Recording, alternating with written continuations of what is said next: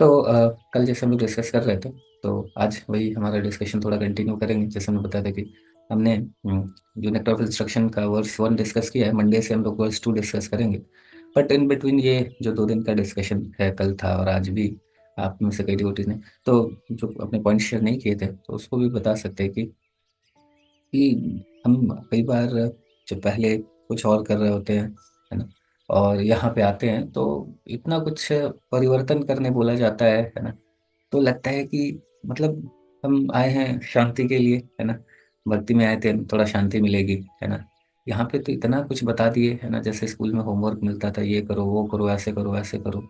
तो पूरा मतलब तो एकदम ऐसा बताया जाए तो पूरा मतलब इतना हिलाने के लिए कौन आया था, है ना। तो इतना भी क्या करना, मतलब थोड़ी ना क्लास ही आने से जैसे एक बार एक सेशन में कैसे डिस्कशन था कि चल रहा था कि अगर पशु तो हम मतलब अगर हम अच्छे से भक्ति नहीं कर रहे हैं भगवान के विषय में, जैसे है ना वो आहार निद्रा भय मैथुन हिंसा की ये 4 चीज तो इंसान ही करते, पशु भी करते हैं।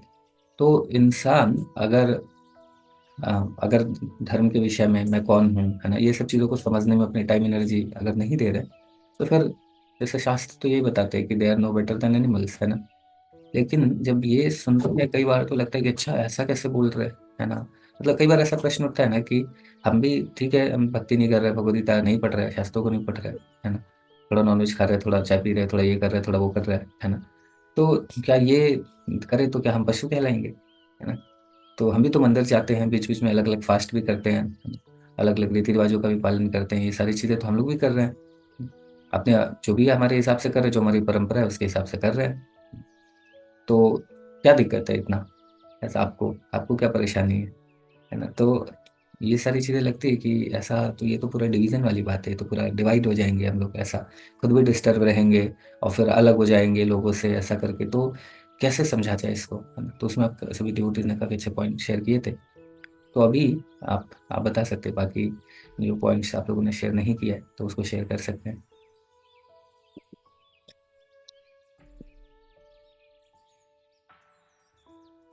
तो कल आप में से कुछ लोगों ने हैंड रेज करा था, तो अभी बता सकते हैं। हाँ जी, अर्चना माता जी।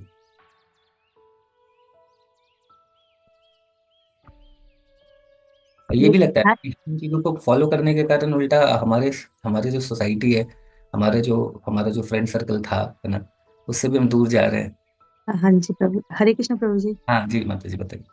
प्रभु जी, जैसे मैं कि नीचे इधर टहलना शुरू कर दी हूँ, तो थोड़ा सा क्या मैं नीचे जाती हूँ तो कुछ माता जी लोग मिलती है। तो पहले तो मैंने कहा माता माता जी, एक्चुअली कहने की आदत पड़ गई है तो निकल ही जाता है मुंह से। तो उन्होंने बोला पहली बात तो मेरे को माता जी मत कहो, मैं माता जी अभी नहीं हूँ। मैंने कहा अच्छा सॉरी सॉरी।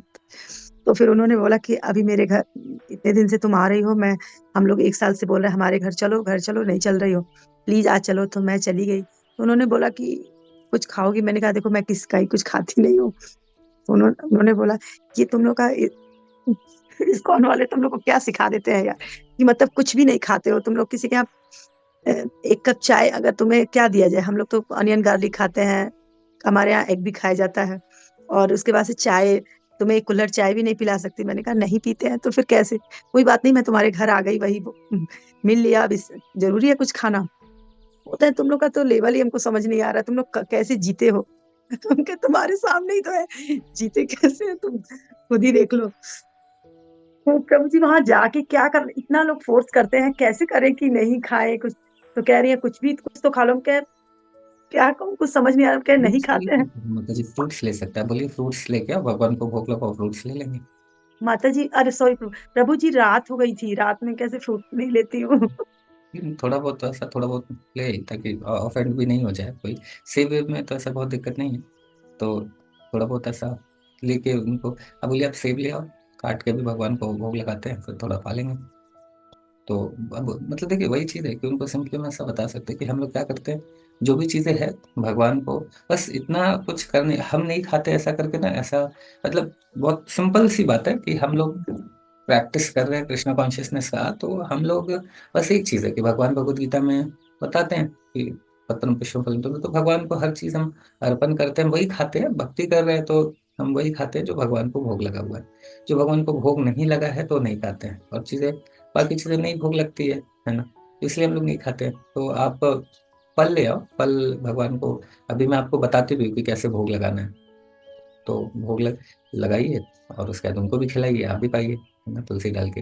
तुलसी नहीं है तो आप मतलब अगर पहले से उनके यहाँ नहीं है तो आप बोलिए मैं लेके आती हूँ, आप अपने घर से लेके जाइए, थोड़ा मेहनत कीजिए, भोग लगाइए, उनको भी खिलाइए। तो वही है कि हम जैसे अ, उसमें से कुछ लोग ऐसे होंगे, कुछ लोग ऐसे होंगे कि जो मजाक उड़ाएंगे, कुछ लोग ऐसे होंगे जो भाग जाएंगे।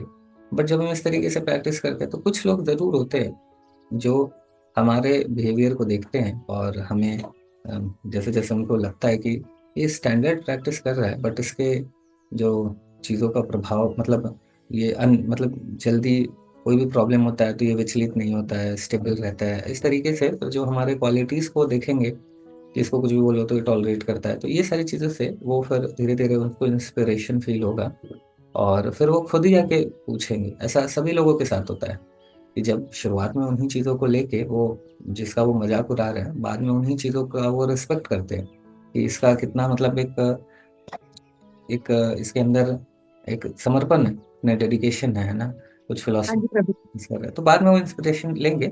तो इसलिए मतलब ऐसा बहुत मतलब ऐसा नहीं करना है, सिंपली बस ये है कि हम जिस भगवान को जो भोग लगता है वही पाते हैं। और तो जो चीज़ें इसलिए बाकी आपके मतलब इसलिए फ्रूट्स वगैरह ले लो, उसमें क्या दिक्कत है ना, ऐसा करके बोल दीजिए उनको कि फ्रूट्स ले लेते हैं, आपको लेने का ही है ना, तो बाकी चीज़ें हम खाते नहीं है, फ्रूट्स ले लेते हैं। तो जो थोड़े समझदार लोग होंगे उसमें से वो दे विल रिस्पेक्ट, उसमें कोई दिक्कत की बात तो नहीं होती है ऐसा।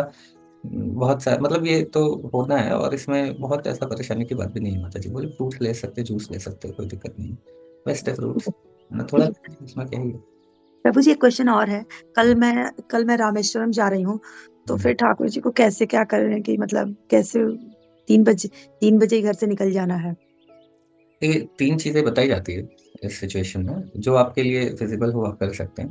पहला तो ये है कि या तो हम भगवान को एक तो किसी और डिवोटी के घर पे देके जाएं जो वहाँ पे सेवा होती रहे उनकी, अगर हम रेगुलर सेवा उनकी कर रहे हैं तो फिर उनकी किसी और डिवोटी के घर पे देके जा सकते हैं जहाँ उनकी सेवा कंटिन्यू होती रहे। दूसरा हम उनको लेके भी जा सकते हैं, लेकिन वही है कि मतलब ये लेके जाने वाला अगर वही है कि वो फिर लेके जा रहे हैं तो फिर बहुत ध्यान रखना है। ऐसा नहीं कि हम बस चले जा रहे हैं, फिर वो पता चला कि कहीं छूट गए, है ना, कहीं पे गिर गए हैं, तो उस तरीके से फिर वही है कि भगवान है, अगर लेके जा रहे हैं तो प्रॉपर रिस्पेक्ट और प्रॉपर ये होना चाहिए। ऐसा नहीं कि हम लेके जा रहे हैं और उनको प्रॉपर रिस्पेक्ट नहीं दे रहे हैं, तो वो उल्टा अपराध की कैटेगरी में आएगा। अगर पता चला कि चल रहे हैं हम ठीक से देख ही नहीं रहे। कई बार मैं मतलब वो जो डोलची होता है उसमें लड्डू गोपाल को लेके चल रहे होते हैं, लड्डू गोपाल बेचारे ऊपर नीचे पलट रहे होते हैं, हाँ जो हाँ जी प्रभु जी। उठाया जाता है तो उल्टा वो लड्डू गोपाल उल्टा लटके हुए उनको निकाल के सीधा किया जा रहा है। तो फिर उससे अच्छा है कि हम नहीं लेके जाएं। अगर लेके जा रहे हैं तो कई डिवोटीज बहुत रिस्पेक्ट से लेके जाते हैं, प्रॉपर हाथ में मतलब प्रॉपरली उनको रखते हैं। तो वही है कि हम अगर क्या पालन कर सकते हैं उसके हिसाब से ही करें। तो अगर हम सही रिस्पेक्ट दे सकते हैं तो लेके जाए, नहीं तो बेस्ट तो यही है कि हम किसी के घर पे दे दें ताकि उनका टेक केयर होता रहे। और वो भी नहीं संभव हो पा रहा है तो फिर तीसरा कंडीशन में तो हम उनको सुला सकते हैं, है ना, उनको रेस्ट करा सकते हैं, उनसे बोल के कि भगवान की हम 3-4 दिन के बाद सेवा कर रहे हैं। तो ये तीसरा है, ये लास्ट ऑप्शन, अगर और कोई दो नहीं हो रहा है तो ये तीसरा कर सकते हैं। और प्रभु जी 3 बजे रात में उठा तो मतलब पूजा तो नहीं कर सकते हैं ना कि भगवान को नहला धुला के भोग लगा दें। हाँ मतलब थोड़ा अर्ली तो है, तो मतलब वही है कि ये जो तीसरा कैटेगरी अगर लेके जाना है तो फिर कोई बात नहीं, ऐसे भी लेके जा सकती है, भोग तो लगा दीजिएगा, है ना? ठीक है, बस ठीक है, हरे कृष्ण प्रभु जी। कुछ ना होते जी। हाँ शैली माता जी। हरे कृष्णा प्रभु जी, दंडवत प्रणाम। हरे कृष्ण बनता है। प्रभु जी, जैसे आप ने कल डिस्कस किया था कि हम भक्तों से अलग कैसे हैं, मतलब अभी जैसे आपने क्वेश्चन रिपीट किया, तो एक्चुअली तो मैं अपने आप को तो अभी उस कैटेगरी में नहीं मानती कि मैं भक्त हूँ भी, क्योंकि अभी तो हम लर्न ही कर रहे हैं। तो प्रभु जी, बट ये लगता है कि जैसे पहले ये था ना कि कुछ लोग आस्तिक होते हैं, कुछ लोग नास्तिक होते हैं, तो जो बिल्कुल भी मंदिर नहीं जाते वो नास्तिक कहलाते थे, और हम लोग कभी कभी चले जाते थे तो हम अपने आप को आस्तिक समझ लेते थे। बट एक्चुअली तो हम लोग भी आस्तिक नहीं थे, कि हम लोग तो भेड़ चाल चल रहे थे। अच्छा, ये वाले पंडित जी ने बोला है, ये वाले भगवान जी की इस दिन पूजा कर लो, इस दिन ये वाले भगवान जी की कर लो। और जैसे भगवत गीता में भी कहा गया है ना कि मतलब बाकी सब जो देवी देवता हैं वो मतलब अलग अलग कैटेगरी में बताया गया उसमें कि अगर आपको ये चाहिए, धन चाहिए, तो इनसे मांग लो, इनसे मांग लो। तो भगवान तो कभी भेदभाव नहीं करेंगे कि हाँ मेरी पूजा क्यों नहीं कर रहे हो, इनको क्यों पूज रहे हो। तो लेकिन हम लोग एक्चुअली पंडितों ने इतना मतलब कंफ्यूज किया हुआ था, कुछ कुछ मतलब सारे नहीं। तो इसीलिए शायद लोग जैसे हम जब प्रभुपाद जी की भी बात करते हैं ना, तो लोगों को समझ नहीं आता कि how is Prabhupada ji different from any other guru और किसी और पंडित वगैरह से कैसे फर्क है। तो लेकिन हम लोग भी जब जब भक्ति में आए तब समझ आने लगा कि वो जो गुरु जो जो प्रवचन वगैरह दे रहे हैं या वो जो भगवत गीता भी बता रहे हैं, उनका जो है ना वो एक रटा हुआ मतलब वो है। उससे आपको उस उनकी फीलिंग्स जब हम लेना चाहते हैं ना, तो वो फीलिंग्स हमारे अंदर ट्रांसफर होती ही नहीं है, क्योंकि वो शुद्ध भक्ति में कभी है ही नहीं। तो जैसे प्रभुपाद जी की अगर हम बुक्स भी पढ़ते हैं, जैसे आप लोग के थ्रू पढ़ते हैं, तो पता चलता है कि गुरु परंपरा सच में बहुत डिफरेंट है। मतलब गुरु जो अपने शिष्यों को ट्रांसफर करके गए हैं, उनके थ्रू हमको जो मिल रहा है ना, उससे जो हमको ग्रहण हो रहा है उसमें, और जो हम पंडितों के द्वारा सुनते हैं या किसी और आचार्य या ये जो मतलब प्रवचन वगैरह देते हैं उनसे सुनते हैं ना, बहुत डिफरेंस लगता है। तब अब जाके चीजें समझ आने लगी हैं कि व्हाई नॉट टू बिलीव, मतलब बाकी देवी देवता और भगवान में क्या डिफरेंस है। हमें तो पता ही नहीं था कि भगवान क्या है। हम तो सबको भगवान ही मानते हैं, शिव जी, पार्वती मैया और दुर्गा मैया, सब भगवान की कैटेगरी में सबने काउंट ही कर रखे थे।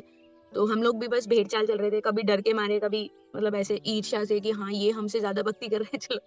मैं जब बहुत छोटी थी ना प्रभु जी, मैं कभी मंदिर नहीं जाती थी। पता नहीं मतलब अंदर से होता ही नहीं था। फिर पापा मम्मी बोलते थे चलो शिवरात्रि पे जाना है, इस पे जाना है। तो मेरी इस ना सिस्टर ने जाना शुरू किया था, और हर शाम को आरती में जैसे घंटी बजाने की मतलब ड्यूटी उसने ले रखी थी कि मैं घंटी बजाऊंगी। तो मुझे लगने लगा था कि घर पे सब बोलते हैं अरे मीनू तो बहुत अच्छी है, ये जाती है रोज मंदिर जाती है वगैरह वगैरह। तो और मैं सबसे बड़ी थी, तो वही होता है कि अच्छा सारा प्यार तो इसी बच्चे को मिलने लग गया, हम तो बिल्कुल ही वो हो गए। तो फिर मैंने भी जाना थोड़ा बहुत शुरू किया था, फिर घर पे भी पूजा पाठ वगैरह ये सब शुरू किया। लेकिन कभी ना अगर प्रभुपाद जी हमारी लाइफ में कृपा नहीं करते, तो हम कृष्ण जी को नहीं समझ पाते और कभी समझ ही नहीं पाते कि एक्चुअल में भगवान कौन है। वही वही सब माइंड में यही था कि ये तो लीलाएं करते हैं, और ये तो ना बस मस्ती मजाक करने के लिए आए हैं कृष्ण जी, और वो ऐसे माखन चुराते थे। तो वो बस एक ना जैसे फैंटेसी वाली स्टोरीज नहीं पढ़ते थे हम स्कूल बुक्स में, फेरी स्टोरी और फैंटेसी, वो सब उस तरह लग के हम लोग ने कभी ध्यान ही नहीं दिया प्रभु जी। बट अब जब पहली बार जब हमने मतलब मैंने जब यहाँ पे इस्कॉन का जब ये भक्ति वृक्षा ग्रुप ज्वाइन किया था, और जब वहाँ पे डीवाईएस चल रहा था, तब समझ आया कि रियल प्रॉब्लम्स क्या होती हैं। हम तो यही समझते रहते हैं कि अच्छा आज इसने मुझे चीट कर दिया, अभी मुझे इसने ऐसे कर दिया, तो हम उन्हीं प्रॉब्लम से ना उलझे रहते हैं, रोते रहते हैं। मम्मी ने डांट दिया, इसने ऐसे कर दिया, है ना। और उसके बाद जब भगवत गीता में जब शुरू में मैंने भगवत गीता पढ़ी, और प्रभु जी ने जब ये समझाया ना कि कर्म क्या होते हैं, कर्म के बेस पे सब कुछ होता है। कर्म हमने बहुत बार सुने भी थे स्कूल में या कॉलेज या मतलब ऑफिस लाइफ में, तो हम लोग बहुत देखते ही थे कि कर्मा रिएक्शंस, ये कार्मिक रिएक्शंस, ये थोड़ा अंग्रेजों की फिलॉसफी लगती थी। लेकिन पता चला कि ये तो हमारे ही शास्त्रों में है, कि भगवत गीता में ही भगवान ने खुद बताया है कि जो भी कुछ हम कर रहे हैं वो हम कर्म बना रहे हैं, और जो हम भुगत रहे हैं वो भी हमारे पिछले या इसी जन्म के कर्म है। तो अभी भी प्रभु जी वही है कि भक्ति तो कर रहे हैं, ट्राई कर रही हूँ मतलब मैं। और इन चीजों को याद रखना बहुत जरूरी है कि जो हम कर रहे हैं वो हमारे कर्म हैं, और हम इन चीजों से दुखी ना होके ना इनको बस बस भुगत लें। और जो हम नेक्स्ट जो कर रहे हैं वो भी ऐसा ना करें कि बिना भगवान को सौंपे कोई कर्म ना करें, क्योंकि वो फिर हमारा कार्मिक रिएक्शन डेफिनेटली बनेगा ही बनेगा। तो जो भी कर्म हम करें वो हर कर्म हम भगवान को समर्पित करें, और ये सोच के करें कि हम मतलब गलत तो नहीं करें। ऐसा नहीं है कि चोरी चकारी करें और फिर कहेंगे नहीं भगवान भगवान आपको सौंप देते हैं, हमने ये चुरा लिया था अब आपको दे देते हैं। तो बस यही चीजें अभी तो प्रभु जी यही समझने की कोशिश कर रहे हैं कि इससे जो भी अभी दुख भी हो रहा है अगर मन में कुछ, तो वो भी यही है कि पिछले ही कुछ वो है। तो प्रभु जी मेरा तो यही रियलाइजेशन है। मैं और किसी को भी कुछ नहीं समझाती, मम्मी से कभी बात होती है तो उनको बताती हूँ, तो फिर उनसे जितना हो पा रहा है उतना वो कर रही है, तो मैं उनको कुछ नहीं बोलती हूँ, क्योंकि ऑब्वियसली मैं खुद इतनी अभी मतलब उत्तीर्ण नहीं हुई हूँ कि मैं किसी और को भी कुछ ज्ञान बांट पाऊँ। तो प्रभु जी यही मेरा रियलाइजेशन था। और बस मैं यही चाहती हूँ कि जो भी भक्ति कर रही हूँ और अच्छे से कर पाऊँ, और ये जो दुख वाली फीलिंग है ये निकल के खुशी वाली फीलिंग आए मतलब भक्ति में ना। क्योंकि शुरू-शुरू में तो अभी तक ऐसे ही लग रहा है कि आधा कभी तो बिल्कुल ही ब्लैंक होता है, कभी थोड़ा-सा दुखी मन होता है, कभी खुश होता है। तो हमेशा खुशी-खुशी भक्ति हो, बस यही यही मैं भगवान जी से प्रार्थना करती हूँ कि भक्ति कर रहे हैं लेकिन खुशी-खुशी कर पाएँ। हमें ऐसा नहीं है हर बार दुखी हो के भगवान हम ऐसे दुखी हैं, ये हैं। तो बस मेरा तो यही प्रभु जी यही ठीक है, भगवान जी से थैंक यू वो है, माता जी। प्रार्थना भी है और यही ठीक, रियलाइज़ेशन। थैंक ठीक, यू प्रभु थैंक जी, यू हरे माता जी। कृष्ण। हाँ, ये नेहा माता जी।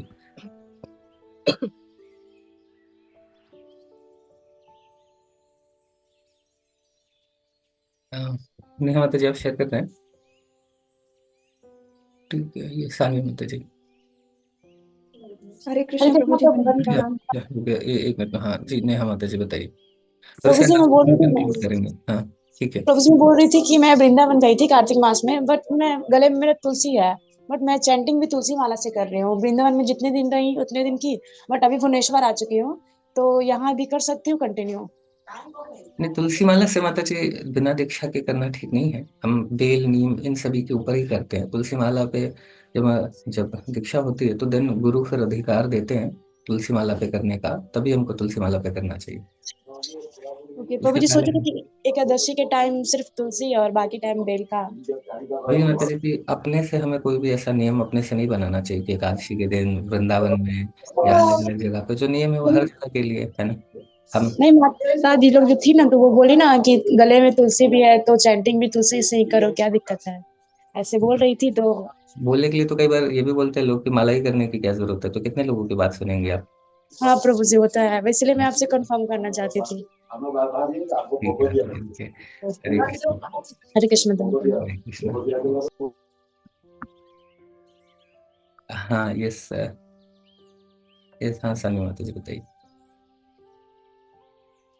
हरे कृष्ण प्रभु जी, दंडवत प्रणाम। हरे कृष्ण धन्यवाद। अ, प्रभु जी, मतलब जैसे मेरी फैमिली में सिंस माय चाइल्डहुड ही सब लोग कृष्ण भगवान को ही मानते हैं। मेरी दादी भी मतलब कृष्ण भगवान को एज अ कि मेरा बेटा ऐसे करके पूछती थी। लेकिन हमारे मंदिर में भी सारे देवी देवताओं के फोटोज भी रहते थे। गीता भी जब मैं मिडिल स्कूल में थी तब से मतलब पढ़ा था श्रील प्रभुपाद जी का कि श्री कृष्ण ही भगवान है, बाकी सब देवी देवता हैं। लेकिन उसने फिर ये भी तो लिखा रहता है कि सारे देवी देवता उनके अंश हैं।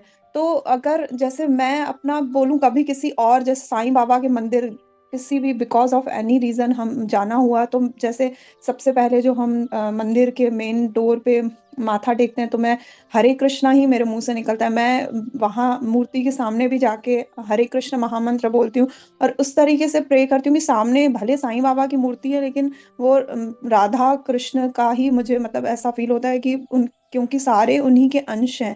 किसी का भी क्योंकि रिसेंट साईं बाबा का एग्जाम्पल था तो मैं वही है, मतलब किसी भी मंदिर में शंकर भगवान की मूर्ति हो कुछ भी हो तो और जैसे हमारे मेरे घर के मंदिर में भी हमारे पास भी देवी देवताओं की भी मूर्तियां रखी हुई हैं, क्योंकि कोई मामी ने गिफ्ट करी, कोई किसी ने, तो मतलब फिर यानी क्या क्या कर सकते हैं। और ये सारे मोस्टली प्लास्टिक के रहते हैं तो वो ऐसे नदी में भी प्रवाहित करना या उनको हम मतलब मुझे ऐसा फील हो रहा है कि क्या फिर उनका अनादर नहीं होगा। है तो वो कृष्णा के अंश, मतलब उनके अंदर भी कृष्णा ने ही उनको सारी शक्तियां दी हैं, सब उनको उनके जो भी वर्किंग कैपेसिटी सारी चीजें कृष्णा ने ही दी हैं।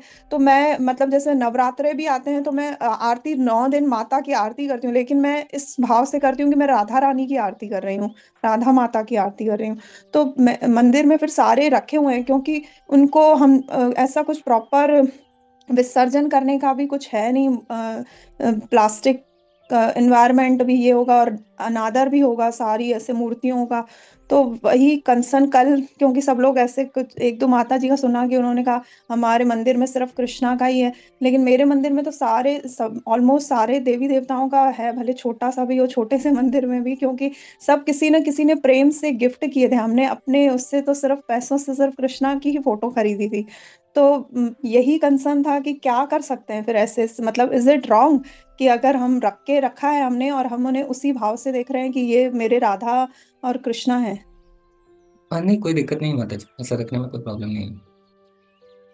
जब मतलब ऐसे रखने में कोई दिक्कत तो नहीं है, रख सकते हैं। रखने के लिए तो ऐसा कभी मना नहीं किया गया। जब जैसे अ, जब दीक्षा वगैरह होती है तो उस समय एक होता है कि तब भी रखा जा सकता है। बस एक ऑल्टर जब हम लोग बनाते हैं कि एक उसमें एक डिफरेंट ऑल्टर बनाते हैं जहाँ पे प्रॉपर दोनों ही रख सकते हैं। एक ऑल्टर में बाकी सभी लोग रह सकते हैं, एक ऑल्टर में ऐसा जहाँ पे हम पूरी तरीके से वो गुरु परंपरा एंड फिर जो एक मतलब इस तरीके से फिर जगन्नाथ यशोधरा सीताराम ऐसा करके एक डिफरेंट ऑल्टर भी बनाया जा सकता है। बाकी उनको रखने में तो ऐसा कोई दिक्कत नहीं है। ठीक है। जी जी बाबू जी, थैंक यू बाबू जी, हरे कृष्ण। हरे कृष्ण। जी अदिति माता जी। हरे कृष्ण प्रभु, दंडवत प्रणाम। हरे कृष्णा राम ठीक है। प्रभु, जैसे ये रीति रिवाज जैसे होते हैं, तो जैसे मेरे ससुराल साइड में बहुत सारी चीज़ें ऐसे हैं कि एक जैसे उस माई की कढ़ाई है, और कहीं कुल देवी या किसी पर्टिकुलर उस जोन में जो देवी या देवता होते हैं ना, तो उनके उस पे जाना होता है। तो ये प्रभु का जो वहाँ पे जिस तरह से होता है, जिस तरह से मतलब प्रसाद चढ़ाया जाता है, वो चढ़ाने से ज़्यादा कई बार ऐसा लगता है जैसे फेंक रहे हैं, तो पैरों में आता है वो।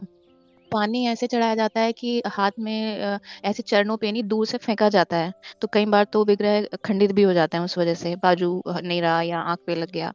और लेकिन क्योंकि सब इतनी भीड़ में होते हैं, तो वहाँ पे सिर्फ़ धक्का-मुक्की पे ही ध्यान रहता है कि कौन किस-किस से जल्दी कर ले, आगे चला जाए। अभी इवन एक रिसेंट एग्ज़ाम्पल देखिए, जो हमारे इधर गाँव में मंदिर है, उसमें जो जो ये होते हैं विग्रह, उसमें अंदर किसी ने दिया रख दिया और वो उनके कपड़ों पे लग गया और वो जल गया सारा, मतलब राम परिवार था और जो लक्ष्मण जी थे उनकी बाजू भी टूट गई उस वजह से। तो जैसे और मेरे इधर घर साइड भी मैं देखती हूँ कि प्रॉपर लिखा होता है कि सफाई रखिए, ध्यान रखिए, लेकिन बिल्कुल मुँह पे ही इतना तेज प्रसाद लगाते हैं, पैरों में तेल, बाती वहीं वहीं जला देते हैं, वहीं गंदगी, मतलब सारी रिस्पॉन्सिबिलिटी वहाँ के पंडित की होती है, उसी को फिर डाँटेंगे भी कि आप क्यों नहीं ऐसे कर रहे हो। उसमें फिर प्रभु जी ऐसे होता है कि जैसे हम लोग जाते हैं, जो जिनको बोला जाता है, जैसे हमारे मम्मी-पापा बोलते हैं कि चलो मंदिर, और जब हम वहाँ जाते हैं तो वो श्रद्धा बनने की बजाय और बिगड़ जाती है। और वो ऐसा होता है कि मतलब हमें क्या दिखता है, क्योंकि हमें तो विग्रह नहीं ऐसे दिखते कि भक्ति, हमें दिखता है कीचड़, हमें गंदगी दिखती है, हमें विग्रह टूटे हुए सुंदरता नहीं दिखती है। और वहाँ के लोगों का एक मतलब बिहेवियर दिखता है। अभी रिसेंट मैं सुन रही थी कि उधर ही साइड एक मंदिर में जन्माष्टमी वाले दिन रात को 12 बजे शंख बजना था, और वहाँ के लोगों की और पंडित जी की बहुत ज़्यादा लड़ाई हो गई और वहाँ पे डंडे-वंडे भी चल गए। तो वहाँ पे मतलब ये कि ये कि श्रद्धा बनेगी। वहाँ पे जो बच्चे हैं, जो ये चीज़ें देख रहे हैं या जो बने, उनको वो क्या ये श्रद्धा कृष्ण में बनाएँगे वहाँ के लोगों में। तो और अभी प्रभु जी भक्ति वृक्षा में भी एक माताजी आई थी, तो उन्होंने ये बोला था कि मेरी बेटी है वो, मैंने उनको जाके बोला कि आज विसर्जन हो गया, तो उन्होंने बोला तो अच्छा ठीक है, फेंक आएँ फिर पानी में? तो वो बोल रही थी कि वो ऐसे बोलती है, हम उसको कुछ भी बोलते हैं तो वो उल्टा बोलती है। लेकिन फिर उसने वीडियो दिखाया कि ये देखो गणेश विसर्जन में क्या हो रहा है, ये देखो। तो फिर वो अभी जो जैसे बच्चे हैं, उनको ये चीज़ें और विश्वास बढ़ाने से ज़्यादा ना उनका हटा देती हैं। तो प्रभु जी ऐसे ही होता था मेरे साथ, मतलब सब तो कहते थे पूजा करो, अभी भी होता है, जैसे इन-लॉज़ साइड हम जाते हैं, लेकिन जो श्रद्धा दिखाना होता है वो नहीं होता है, बस एक कॉम्पिटिशन। या वहाँ प्रसाद एक जगह होता है जहाँ पे मीठे पूरे बना के ले जाने होते हैं, वहाँ पे वो उन्हीं के ऊपर हम चल रहे होते हैं, उन्हीं को हम चढ़ा रहे होते हैं, उन्हीं को ही बाँट रहे होते हैं। तो वो चीज़ बिल्कुल मन में बैठती नहीं है। तो ये इन इन सब वजह से मुझे ऐसा लगता था कि शायद यहाँ पे ना ऐसे ही होती है भक्ति, और इसी को ही ये लोग भक्ति बोलते हैं। फिर जब मैं इधर आई और प्रभुपाद जी की कृपा से मुझे थोड़ा-सा ये पता चला कि नहीं, भक्ति में एक्चुअली क्या होता है, भक्ति में ये इस तरह से चीज़ें होती हैं। तो वो ही लोग जो मुझे, बल्कि अभी भी मुझे लोग कंप्लेन करते हैं कि हम आपको बोलते थे, क्योंकि वो ऐसे भी होता था कई बार क्लैशेस कि मुझे पहले जैसे बाहर का खाना बहुत ज़्यादा पसंद था, और ये सब चीज़ें करना जो जो अभी एक तरह से नहीं सही बोली जाती हैं कि बाहर खाओ, ऑफ़िस है, ठीक है, पार्टी है, ये वो, और बॉलीवुड फ़ॉलो करना ये सब। तो अगर मुझे कोई मम्मी-पापा हैं या इधर इन-लॉ साइड से कोई मना भी करता था, तो मुझे लगता था क्यों है ये? और इवन कभी-कभार मैं देखती थी कि मुझे मना कर देते हैं कि आप बाहर मत खाओ, लेकिन कई बार वो लोग भी शादी में या बाहर प्याज़, लहसुन तो खा ही लेते थे, तो वो ऐसे मन में बैठती नहीं थी। जी, लेकिन जब प्रभुपाद जी की एजुकेशन मिली, जब उनकी बुक्स पढ़ी, जब उनकी बनाई हुई फैमिली का संग मिला, तो उसमें फ़ोर्स करने की ज़रूरत नहीं हुई प्रभु। उसमें अपने आप ही किसी ने कहा ही नहीं कि आप प्याज़ लहसुन छोड़ दो, किसी ने कहा ही नहीं ऐसे, तो वो ट्रेनिंग अपने आप सुनते-सुनते अंदर हो गई। तो अभी वो लोग कमेंट मारते हैं कि हम तो इतना बोलते थे, तुम्हें इतनी बार बोला है कि चीज़ें ऐसे करो, वैसे करो, अब तुम बिल्कुल ही सब कुछ ही ऐसे कर रही हो, छोड़ रही हो। तो तब मुझे एहसास होता है प्रभु, ये जो ट्रेनिंग है, क्लासेस हैं, एजुकेशन है, ये अगर सही तरीके से दी जाएँ और भक्ति में एक्चुअली फ़ेथ बनाया जाए, जो प्रभुपाद जी ने बनाया है, तो वो इतनी मुश्किल नहीं है। लेकिन जो ये भक्ति के नाम पे बहुत जगह मंदिरों में और हमारे छोटे कस्बों, गाँव में जो चलता है प्रभु, वो फ़ेथ तो नहीं बढ़ाता। इवन जो थोड़ा बहुत बचा होता है ना, वो वहाँ जाके वो भी खत्म हो जाता है। जिस तरह से मंदिरों में लोग लिटरली लड़ते हैं, लेडीज़ एक दूसरे शिवरात्रि पे पिंडी पे जल चढ़ाने से एक दूसरे को धक्का देती हैं, और प्रभु जी मैं जब यहाँ आती हूँ इस्कॉन में, तो यहाँ तो आप पहले आप पहले और प्रसादम, और वो तो प्रभु भक्ति इससे मतलब इससे और नर्चर होती है। तो इवन इसी से प्रभु एक और अच्छा एक मैंने मेरा रियलाइजेशन भी है कि जब मैं ये सब चीज़ें मैंने गाँव में देखी, तो मुझे ऐसा लगा कि ऐसे ही होता होगा सब गाँव में, सब कस्बों में। ये तो नोएडा है या बड़े सिटीज़ या जहाँ इस्कॉन है, वहीं पे शायद ये सब चीज़ें पता है। तो अभी रिसेंटली मैं अपनी दादी के गाँव गई, वो बहुत इंटीरियर में है, तो वहाँ पे जो मेरी भाभियाँ हैं, वो वैसे ही रहते हैं कि मतलब घर में ही, और वहाँ पे गाय-भैंस हैं, और अच्छे से वो घर में सबको चाचा-चाची हैं, जो उनके सास-ससुर हैं, उनको देखती हैं। उनका अब हस्बैंड का सबका अच्छे से टेक केयर करती हैं। तो मैं गई, तो मैं दामोदर मंथ में गई थी, कार्तिक में बाई चांस मुझे जाने का मौका मिला। तो मैं एक ही ऐसे 2-4 घंटे के लिए गई, तो मैं बुक लेके गई थी। तो क्योंकि वो पूजा-वूजा करते हैं, बट ये मुझे वही वाला था एक्सप्रेशन कि वो अपने हिसाब से करते हैं, जैसे गाँव में लोग करते हैं, मंदिर जाना है वो। और प्रभु जी मैं जब गई, तो मैं ऐसे ही बैठी थी, तो एकदम से हमारे चाची बोलने लगे अपनी बहू के लिए कि पता नहीं इसको क्या हुआ है, और ये तो सुबह उसको बुलाओ बाल्टी लेने के लिए कि गाय भैंस को पानी पिलाना है, ये बस हर वक्त पता नहीं क्या हाथ में माला लिए करती रहती है, हरे राम क्या करती रहती है पता नहीं, हमें तो 5 बजे हम बुलाते हैं और ये अपना माला लिए रहती है। तो मुझे तब तो समझ नहीं आया। फिर उसके बाद हम जब सब बैठे, हम ये 4-5 भाभियां थी, तो जिस तरह से उनमें से उन लोगों ने बताया, प्रभु जी वो प्रभुपाद की बुक लिए हैं, और वो बुक पढ़ते हैं गीता, और वो 21 माला करती हैं, वो बता रही थी। और वो उनको जो ये पंचतंत्र मंत्र है और जितने भी मंत्र हैं प्रभुपाद के, वो उनको आते हैं। तो जैसे ही उन्होंने ये सब बातें बताई प्रभु, और जो उन्होंने रियलाइजेशन किया, वो बता रही थी कि वो एक-एक श्लोक ना जब तक पढ़ती रहती हैं, जब तक उनको समझ नहीं आता है। और वो इतने इनोसेंटली बता रही थी, इतने अच्छे से वो एक्सप्लेन कर रही थी कि मतलब मेरा फिर वो भ्रम भी टूट गया, और मुझे एकदम से लगा कि प्रभुपाद के सैनिक ना हर कोने-कोने में हैं। मतलब ऐसा नहीं है कि मैं सोचती हूँ कि ये तो जिनको क्लासेस या जिनको बड़े शहर या जैसे संघ ये कुछ, प्रभु उनका वो लिटरली बहुत इंटीरियर है। और उन्होंने जिस तरह से मुझे बताया, उनके पास सिर्फ यही एक साधन है कि वो किताब पढ़ती हैं सुबह। और मैंने उनको फिर अपनी तरफ से ये बोला कि चाची ये कह रहे थे कि काम की वजह से, तो वो बोल रहे थे अरे दी हम ना 3 बजे उठ जाते हैं और 5 बजे तक 21 माला ऐसे करने की कोशिश करते हैं, 5-6 बजे तक, और फिर हम घर के काम सारे शुरू करते हैं, जिससे कि घर में कोई दिक्कत ना आए।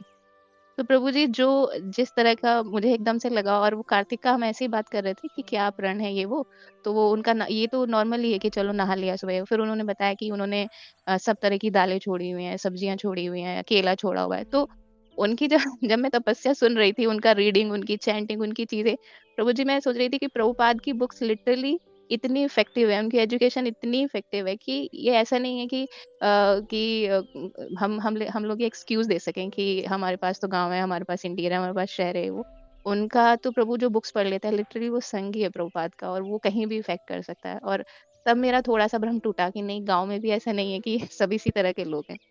तो ये है प्रभु, बस प्रभु थैंक यू। यही था। Thank you Prabhu. Thank you aunty जी। ठीक है, बहुत अच्छा सभी ने डिस्कस किया, तो अभी कंक्लूड करते हैं। तो देखिए कि जैसे नो डाउट कि अगर हम नास्तिकों से कंपेयर करें, बहुत ध्यान से इस बात को समझिएगा, तो हम अगर नास्तिकों से कंपेयर करें उन लोगों को जो लोग थोड़ा बहुत कुछ भी कर रहे हैं, तो डेफिनेटली वो उनसे तो बेहतर है ही जो कुछ भी नहीं कर रहे हैं, है ना। कुछ भी नहीं कर रहे हैं, थोड़ा बहुत जो भी उनको समझ में आता है, जो भी थोड़ा रीति रिवाज कर रहे हैं, कुछ भी कर रहे हैं, बट कुछ तो कर रहे हैं, कुछ तो है ना। तो कम से कम फर्स्ट कैटेगरी के तो है ही, मंदिर जा रहे हैं, जाके जो भी भले दिया ही दिखा के वापस आ जा रहे हैं, बट डेफिनेटली उनको तो पशु नहीं कहा जाएगा, क्योंकि पशु किसको कहा जाएगा, जो सिर्फ वही कार्य कर रहा है जो सिर्फ पशु करते हैं। लेकिन अगर हम थोड़ा सा भी उन कार्यों को करना शुरू कर दिए जिनको पशु नहीं करते, कर सकते हैं, तो फिर उन्हें तो पशु नहीं कहा जाएगा, कुछ स्टेप तो आगे बढ़े। लेकिन अब प्रॉब्लम ये है कि क्या सिर्फ वहीं पे अटकना सही है ना। हम लोग जैसे, आप बहुत ध्यान से इस बात को समझिए, श्रीला प्रभुपाद जी जब निराकारवादियों लोगों को भी ना भगवत गीता के अपने पर्पट्स में, अपने बुक में ट्रांसडेंटलिस्ट ही बोलते हैं, है ना, आध्यात्मवादी ही बोलते हैं, भले वो निराकारवादी है ना। तो उनको भी एक बिग अम्ब्रेला के अंदर रखते हैं प्रभुपाद जी, है ना। They are also part of Sanatan Dharma वल्ली, चाहे वो निराकारवादी ही क्यों ना हो, है ना। उनको भी श्रीला प्रभुपाद जी, आप मतलब ऐसा नहीं बोल रहे, उनको भी बोल रहे हैं कि वो भी क्या है, ट्रांसडेंटलिस्ट है ना। ट्रांसडेंटलिस्ट है, मतलब वो भी 3 कैटेगरी तो भगवान ने बताई ही है, निराकारवाद और परमात्मा निराकार तरीके से समझना, परमात्मा के रूप में समझना और साकार रूप में समझना। तो ये तीनों कैटेगरी को, बाकी दो कैटेगरी को प्रभुपाद जी ऐसा नहीं एकदम पूरा मतलब बता रहे हैं कि उसमें क्या गलती है, क्या गड़बड़ है, मायावाद है, सब बता रहे हैं, बट तब भी उनको रेस्पेक्ट भी दे रहे हैं। तो they are part of that big umbrella of Sanatan Dharma, है ना। तो क्या है कि डेफिनेटली हमने अगर स्टेप 1 में ले लिया, हम थोड़ा मंदिर जा रहे हैं, सभी की रिस्पेक्ट दे रहे हैं, बढ़िया, ऐसा अच्छा है ना। तो क्या इज इट सफिशिएंट इनफ, क्या ये पर्याप्त है ना।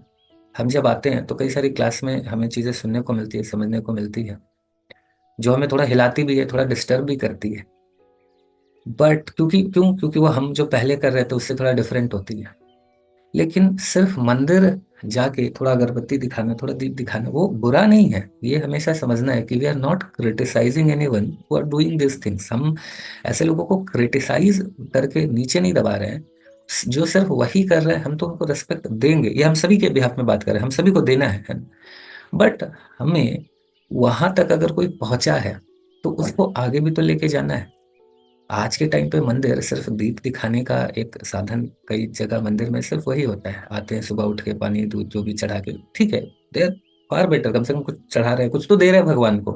तो उनसे तो कई करोड़ गुना बेहतर है जो कुछ नहीं देते हैं। वो अपनी श्रद्धा से कुछ तो दे रहे हैं, कुछ तो उनका है श्रद्धा, तो उससे बहुत बेटर है।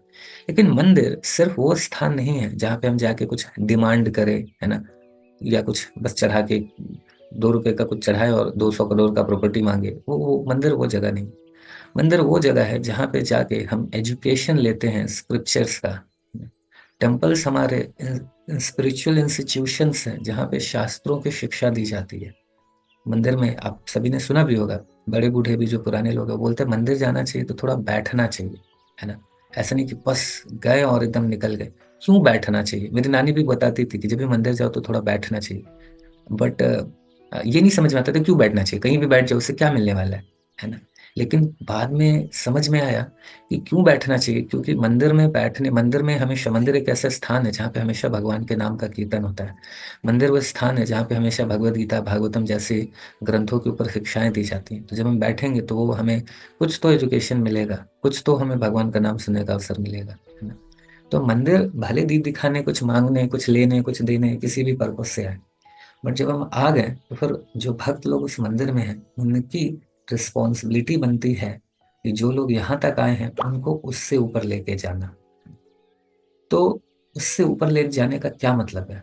वैसे अपने एक डिवोटी हैं, श्री प्रभु जी का नाम श्री अद्वैताचार्य प्रभु, और श्री प्रभुपाद जी के पेरेंट्स डे में बहुत सुंदर बात बताएं। बोले कि मेरा जन्म हुआ है बनारस में, बिल्कुल काशी विश्वनाथ मंदिर के आसपास ही है, और ऐसा कोई दिन नहीं था, चाहे वो बारिश हो, गर्मी हो, ठंड हो, जिस दिन मैं मंदिर नहीं जाता था। मैं डेली मंदिर जाता था, भगवान का दर्शन करता था, प्रणाम करता था, और मुझे लगता था कि यही भक्ति है ना। और मुझे लगता था यही भक्ति है। बट वास्तव में जब मैंने श्रील प्रभुपाद जी की पुस्तकें पढ़ी तब मुझे समझ में आया कि भक्ति सिर्फ जाना मंदिर नहीं। भक्ति का मतलब है जीवन कैसे जीना है ये सीखना, है ना। भगवान को कैसे प्रेम करना है ये सीखना। तो हम अगर बोलते हैं कि हम ठीक है, हमें जरूरत नहीं है, हम ठीक है, हम जो भी कर रहे हैं हम सफिशिएंट, बट अगर ये चीज बोल रहे हैं तो क्या, अगर हम आध्यात्मिक प्रगति को पर्पस नहीं बनाएंगे और हम बोले कि ठीक है हम जस्ट मंदिर जा रहे हैं, हम जो कार्य करें, नॉनवेज कार्य खाते रहे, ये करते रहे, वो करते रहे, हमें क्या जरूरत है आध्यात्मिक प्रगति की, इतना ही सफिशियंट है, थोड़ा अगरबत्ती दिखाओ, थोड़ा ये वो करो, ठीक है ऐसा करना। लेकिन अब प्रश्न ये उठता है कि अगर ऐसे सिचुएशन, मतलब क्या हमारे जीवन, अगर हम आध्यात्मिक प्रगति नहीं करते, बस इसी से कॉम्प्रोमाइज कर ले कि यही आध्यात्मिकता है, बस मंदिर जाना थोड़ा, तो क्या अगर यही आध्यात्मिकता है तो क्या फिर हमारे जीवन में जब विपरीत परिस्थिति आती है तो क्या बिना फ्रस्ट्रेशन के उसे हम झेल पा रहे हैं या नहीं झेल पा रहे हैं? क्या हमें कुछ ऐसा बोलता है ना, जो हमारे हृदय को बहुत चुभती है और उसमें डिप्रेशन, फ्रस्ट्रेशन में जाने की जगह क्या हम उसको बहुत इजीली क्षमा कर पा रहे हैं, ये समझते हुए कि ये तो हमारे ही कर्म के फल है? क्या हम कर पा रहे हैं किसी को भी क्षमा, है ना? क्या हम ये फील अब कर पाते हैं कि हमारा जीवन अब कंप्लीट है ना? जैसे पहले हमेशा एक जीवन में लगता था कि something is missing in my life, something is missing my life, है ना। तो क्या अब हमें ऐसा है हमारी परिस्थिति कि हमारे जीवन में कुछ हो नहीं हो, बट हमें पता है कि ठीक है अभी मेरा हैप्पीनेस किसी वस्तु या किसी व्यक्ति के ऊपर निर्भर नहीं करता है। मेरा हैप्पीनेस के लिए मुझे पता है कि मैं आत्मा हूँ और भगवान से ही वो प्रेम, वो सेटिस्फैक्शन मिल सकता है। और उसके लिए मैं प्रयास कर रहा हूँ। तो अब मैं किसी भी व्यक्ति, है ना, और सिचुएशन के ऊपर निर्भर नहीं हूँ अपने आनंद के लिए, है ना। मैं अब सभी को अपनी रिस्पॉन्सिबिलिटी के हिसाब से सर्व कर सकता हूँ विदाउट एनी एक्सपेक्टेशन, है ना। मैं हर परिस्थिति में अभी स्टेबल हूँ, है ना। क्या मैं ये सोच पा रहा हूँ कि क्या मैं समझ पाया हूँ आज तक कि मेरे जीवन का लक्ष्य क्या है ना। मुझे जीवन कैसे जीना है और मेरे जीवन का फाइनली भगवान को ही प्राप्त करना, यही मेरे जीवन का लक्ष्य है। तो क्या ये मैं समझ पा रहा हूँ? हम जैसे प्रभु जी भी एक बार बता रहे थे एक लेक्चर में कि अगर कोई व्यक्ति नहीं भक्ति कर रहा है, भगवान को प्रॉपरली नहीं समझ रहा है, शास्त्रों को नहीं पढ़ रहा है, और बाकी सब बहुत अच्छे से जीवन जी रहा है ना, बहुत मोरली, तो व्यक्ति वैसा ही है जो जो व्यक्ति गाड़ी में चल के सारे ट्रैफिक के रूल रेगुलेशन को फॉलो तो कर रहा है, बट उसको ये नहीं पता है कि उसके जीवन का लक्ष्य क्या है ना। अगर वो गाड़ी तो चला रहा है बट उसको पता नहीं है कि उसका डेस्टिनेशन क्या है, बट चला रहा है बहुत अच्छे से रूल रेगुलेशन को फॉलो करके, तो क्या फायदा उस मोरालिटी का और उस ट्रैफिक के रूल रेगुलेशन को फॉलो करने का, या उसको अपने जीवन का जो जहाँ जा रहा है, जो डेस्टिनेशन ही नहीं पता है। तो आध्यात्मिक प्रगति की आवश्यकता है ना। आध्यात्मिक प्रगति की आवश्यकता है इस बात को समझने के लिए, इन चीज़ों को समझने के लिए, समझने के लिए कि हमारे जीवन में हमसे भगवान, हम हर परिस्थितियों में क्या हम भगवान के हाथ को देख पा रहे हैं? हर परिस्थितियों में क्या हम समझ पा रहे हैं कि मेरे जीवन में जो भी हो रहा है मुझे कुछ सिखाने के लिए हो रहा है ना, मेरे आध्यात्मिक प्रगति के लिए हो रहा है? तो are we able to see hands of Krishna in each and every situation of our life? हम देख पा रहे हैं, हम ये समझ पा रहे हैं कि जीवन में हम कोई प्रेम हमसे करे नहीं करे, बट एक व्यक्ति है जो हमसे बिल्कुल अनकंडीशनल और अनइंटरप्टेड प्रेम करता है। और हमारे जीवन का लक्ष्य भी, परम लक्ष्य भी ऐसा ही होना चाहिए कि हमें भी उनको अनइंटरप्टेड और अनकंडीशनल प्रेम करना, that is the very purpose of our life. तो क्या ये सब चीज़ें हम समझ पा रहे हैं? नहीं समझ पा रहे तो देन डेफिनेटली हमें आध्यात्मिक प्रगति की आवश्यकता है। और वही आध्यात्मिक प्रगति भगवद गीता देती है, भागवतम जैसे शास्त्र देते हैं। तो डेफिनेटली जब हम फॉलो इनको करेंगे तो फिर कुछ चीज़ें तो बताई जाएंगी, कुछ स्टैंडर्ड्स बताए जाएंगे, है ना। तो जो नहीं कर पा रहे हैं, जिनको अभी तक लक्ष्य क्लियर नहीं हुआ है, उनको ये पहाड़ लग सकता है ना। उनको लग सकता है कि ठीक है यार, इतना क्या करना है। और हम लोग कभी भी उनका डिसरिस्पेक्ट नहीं करते हैं, ये अच्छी बात है, कुछ तो कर रहे हैं। लेकिन हम अगर अपने जीवन का लक्ष्य जैसे जैसे समझ रहे हैं वैसे वैसे हमें प्रगति करना होगा, कुछ एक्सेप्ट करना, कुछ छोड़ना पड़ेगा, है ना। जो नहीं कर पा रहे हैं दे आर ऑल्सो रिस्पेक्टेड, कि कम से कम सुन रहे हैं, नहीं भी कर पा रहे बट चाह तो रहे हैं, वो भी है। जो नहीं भी चाह रहे हैं वो भी कुछ तो कर रहे हैं, अच्छा है ना। कुछ लोग ऐसे हैं कि सुनेंगे बट कर नहीं पाएंगे, बट डेफिनेटली हम दे आर मोर ग्लोरियस, जो सुन रहे हैं, अपने जीवन में परिवर्तन कर रहे हैं और अपने आध्यात्मिक प्रगति के लिए अग्रसर हैं, चाह रहे हैं। तो यही है, this is all about spirituality, है ना। तो हम भगवान भगवद गीता में बता रहे हैं सर्वधर्मान परित्यज्य माम एकम शरणम व्रज, है ना। तो जब तक भगवान अगर द्वियम त्रियम तो नहीं बोल रहे हैं, फुल सरेंडर के विषय में भगवान बात कर रहे हैं, है ना। मन मना मत भक्तो मध्य जीवन मुश्किल, तो ये भगवान बात कर रहे हैं, है ना? तो अगर हम अल्टीमेट भगवद गीता का कंक्लूजन को तो यही बोलते हैं भगवान, सर्वधर्मान परित्यज्य माम एकम शरणम व्रज, तो कंप्लीट सरेंडर भगवान को तो करना पड़ेगा ना। तो कंप्लीट सरेंडर तो करना पड़ेगा अगर हम भगवद गीता को कंप्लीटली समझना चाहते हैं, कंप्लीटली जीवन में उतारना चाहते हैं, है ना। सिर्फ रेस्पेक्ट करते हैं, लेकिन अगर उसको फॉलो नहीं करें, अभी नहीं कर पा रहे तो भी चलेगा, लेकिन एटलीस्ट हमें ये तो क्लैरिटी होना चाहिए कि that is the very purpose. तो ये नहीं कर पा रहे तो फिर कैसे चलेगा, है ना। ठीक है, बहुत बहुत धन्यवाद सभी का। तो हम लोग यहाँ पे रुकेंगे। और हाँ, सुदर्शन धर प्रभु जी कुछ बता रहे हैं प्रभु। हरे कृष्ण प्रभु जी, हाँ, धन्यवाद प्रभु जी। बोल रहे हैं प्रभु जी, जैसे कि ओमकार और कृष्ण क्या एक है प्रभु जी? भगवान भगवद गीता में बताते हैं कि जो ओम है वो भगवान का ही एक ओम भगवान का ही साउंड वाइब्रेशन है। जैसे बताया जाता है कि हरे कृष्ण महामंत्र और ओम में भगवान का ही एक निराकार फॉर्म ओम है। तो भगवान बोलते हैं कि ओम मैं हूँ, मेरा ही शब्द शब्द जो ब्रह्म है ना, ओम है। तो बताते हैं कि जो अगर हम इस तरह से समझे कि ओम और हरे कृष्ण मंत्र क्या डिफरेंस है, तो भगवान का अगर शब्द निराकार रूप में वो ओम है और साकार रूप में, साकार रूप उसका फिर हरे कृष्ण महामंत्र है ना। हाँ प्रभु जी, जैसे कि हम छोटा सा, जैसे कि ओम का दीक्षित हो, जैसे छोटा सा गायत्री मंत्र, जैसे कि हम लोग को बोले हैं गुरु, हाँ जैसे कि जी, गायत्री मंत्र करने के लिए, तो हम हम्म। गायत्री मंत्र छोटा सा कर रहे थे, लेकिन जब से मैं इस्कॉन से जुड़ी हूँ तब से मैं हरे कृष्ण महामंत्र ही करते हैं। हम्म। और फिर अभी तो मैं कृष्ण को ही जैसे भोग लगाती हूँ, और जगन्नाथ जी मेरे पास है, उनके ही भोग लगा, लेकिन बाकी देवी देवता है तो कोई साथ बात में प्रभु जी जैसे कि भोग लगाना है, कि जैसे पहले कृष्ण जी को भोग लगा के जैसे कि फिर बाद में बाकी देवी देवता को जैसे भोग लगाना।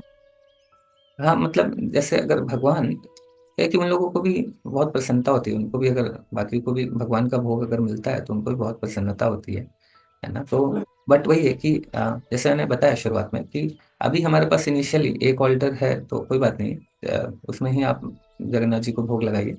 जैसे जैसे हमारी क्लैरिटी आती है, सरेंडर हमारा बढ़ता है और हम इस चीज़ को और समझ पाते हैं, तो वैसे वैसे हम फिर दो ऑल्टर भी रख सकते हैं, एक में प्रॉपर फिर इस तरीके से, है ना, वो हाँ प्रभु प्रॉपर जी, स्टैंडर्ड ऐसे से। तो रखे है, रखे तो है ऐसे, जैसे बाकी देवी देवता को अलग रखे हैं और जगन्नाथ जी और राधा कृष्ण जी को एक साथ रखे गुरु परम्परा के साथ। तो फिर जैसे कि हम बाकी देवी देवता को कृष्ण जी के भोग लगाते, कृष्ण जी का तिलक लगाते, फिर हम बाकी देवी देवता को भूल ही जाते हैं, फिर हाँ बाद हाँ। में हम माफी मांगते हैं। लेकिन ये सब सही है प्रभु जी? देखिए, उसमें यही है माता जी की, चाहे तो भगवान को भोग लगा के अगर आपको लग रहा है कि वो कहीं ऐसा ना हो कि वो उनको ना मिले, तो फिर उनको भी लगा सकते हैं, तो उसमें भी कोई दिक्कत नहीं है। बट ये चीज भी समझना है कि जैसे शास्त्र हमारे बताते हैं, यस्तिम तुष्टे जगत तुष्टम, है ना, कि अगर हम भगवान को भोग लगा रहे हैं तो फिर सभी को वो प्राप्त हो रहा है ना, सभी को वो प्राप्त हो रहा है। तो वो जितने भी देवी देवता सब they are more than satisfied, मतलब वो पूर्णतः संतुष्ट होते हैं, है ना। और यस्तम तुष्टे जगत तुष्टम, अगर भगवान संतुष्ट है ना, तो क्योंकि ये उन सभी का जो मतलब पर्पस यही है, हम सभी को भगवान की भक्ति में अग्रसर करना। और कोई भी व्यक्ति अगर वो जेन्युइनली किसी भी देवी देवता की पूजा कर रहा है तो 100%, अगर जेन्युइनली कर रहा है तो ग्रेजुअली प्रगति करेगा ही करेगा, इसमें कोई संदेह नहीं है। और इसका प्रूफ हम सभी लोग यहाँ पे हैं, है ना। हम सभी लोग में से हार्डली कोई होगा जो, मतलब 1% 2% होंगे जो भगवान कृष्ण को ही मानते होंगे या भगवान राम को ही मानते होंगे, मुश्किल से 5% होंगे। बट मोस्टली लोग तो ऐसे नहीं है, मैं खुद ही नहीं, मैं तो बताता हूँ कि मैं राम जी तो मुझे बड़े वीक लगते थे कि यार हनुमान जी से ही पावरफुल है ना, सिक्स पैक तो एकदम ऐसा बढ़िया वाले। राम जी तो बस हनुमान जी तो बस ह्यूमिलिटी में राम राम करते हैं, ऐसा मुझे लगता था कि हनुमान जी वास्तव में भगवान हो सकते हैं तो कोई हनुमान जी हो सकते हैं, ऐसा मुझे लगता है। तो कृष्ण जी का तो दूर दूर तक मुझे कोई कैटेगरी ही नहीं थी हनुमान जी। मेरे ऑल्टर जो घर के ऑल्टर में सब लोग थे, कृष्ण नहीं थे, तो वैसा था। तो तो वही है कि तो जैसे जैसे हम चीजों को समझते हैं, और जैसे कल अग्निमित्र प्रभु ये बात बता रहे थे ना, तो वास्तव में जब मैं सभी की पूजा कर भी रहा था, बट क्यों कर रहा था वो नहीं पता है, तो श्रद्धा नहीं थी। बट आज मेरे भले ऑल्टर में नहीं भी है, लेकिन फिर भी मैं जब उनके किन्हीं के मंदिर जाता हूँ अगर, या मुझे अगर कहीं दिखते हैं कोई देवी देवता, तो मुझे इतनी प्रसन्नता और एक एक जेन्युइन प्रणाम जो होता है वो निकलता है, जो पहले कभी नहीं निकलता था। चाहे मैं कुछ भी कर रहा हूँ, वो रेस्पेक्ट अभी वो और इतना ज्यादा है, वो देख के पूरा एकदम, मतलब एक अलग ही भाव आता है, बहुत बहुत अच्छा फील होता है ना। और बहुत एक ग्रेटफुलनेस और धन्यवाद भी होता है कि इनकी कृपा, इन लोगों की अगर कृपा नहीं होती, है ना, तो मैं कभी भक्ति नहीं कर पाता, है ना। और प्रभु जी जैसे कि हम तो भोग लगाते हैं ठीक है घर में, और बाकी घर में जैसे सदस्य है तो उनको जैसे कि मैं भोग लगाते लगाते कोई छू देता है, जैसे नहीं हो पाता, जैसे कि हम शुद्ध से हम जैसे भगवान को भोग लगाना चाहते हैं तो लेकिन नहीं हो पाता है प्रभु जी, तभी मेरे को गुस्सा आ जाता है, तो उसमें हम क्या कर सकते हैं प्रभु जी? नहीं, अच्छा है माता जी, आपका अच्छा अच्छा भाव है कि उसकी शुद्धता को मेंटेन करें।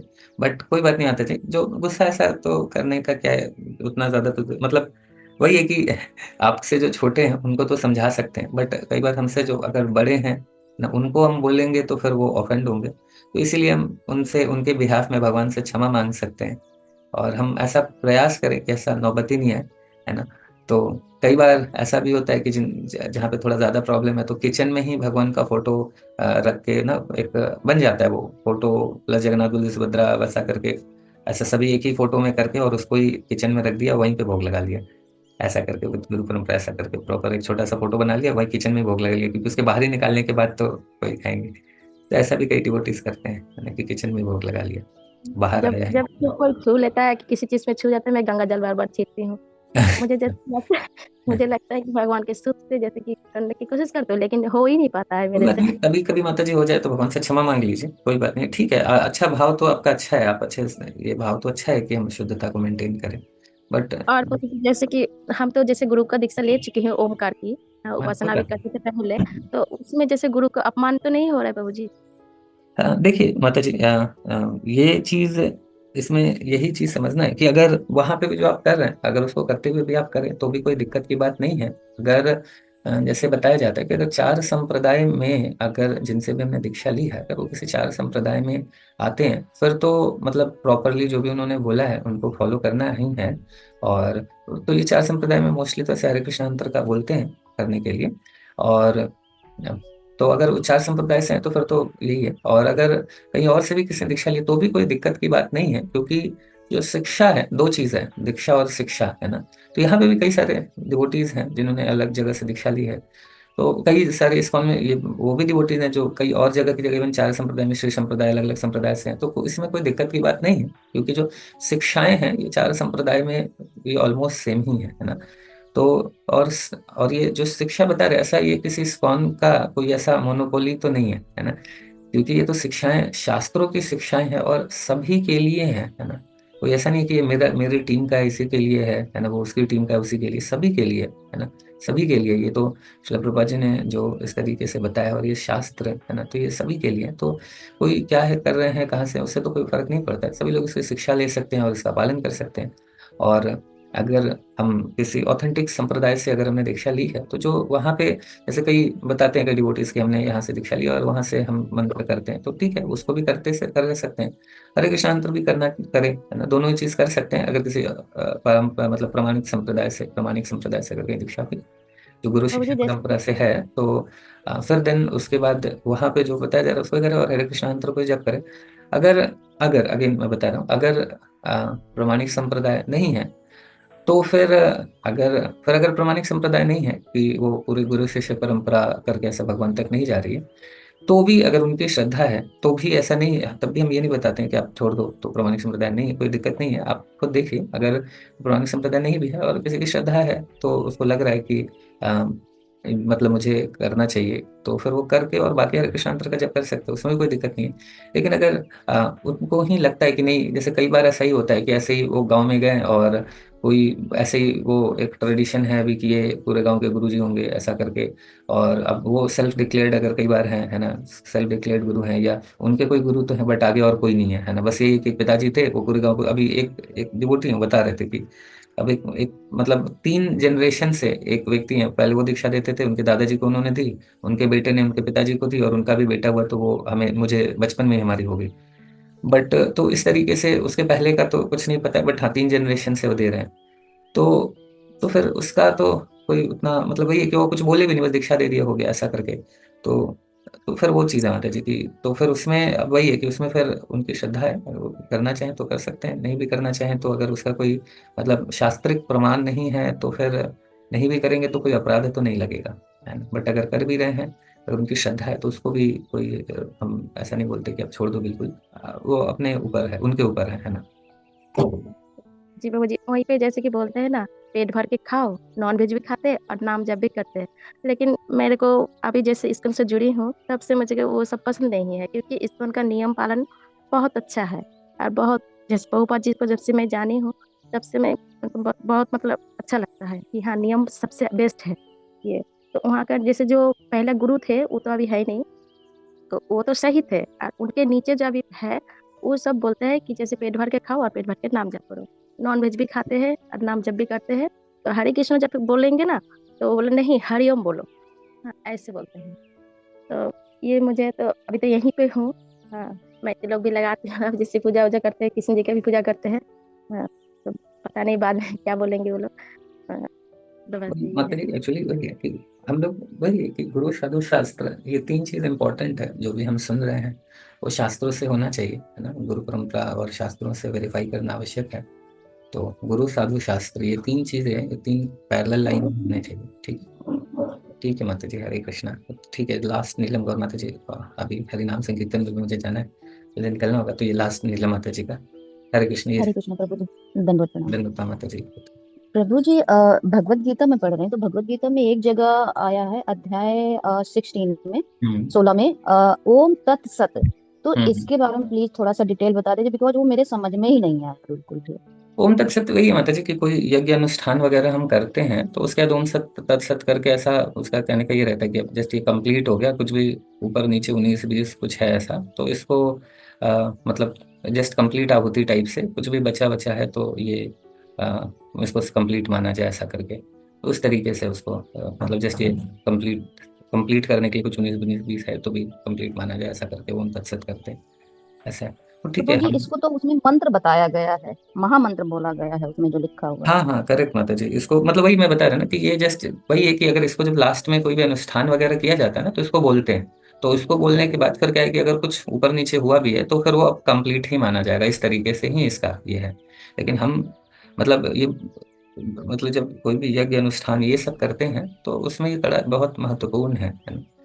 तो तो इस प्रभु जी, तरीके जैसे अगर इसका छंदी विच्छेद किया जाए तो इसमें ओम अलग निकल रहा है, तत् अलग निकल रहा है, सत अलग निकल रहा है, तत्सत, तो ये अलग अलग ये तीनों हैं या फिर एक ही ये हैं?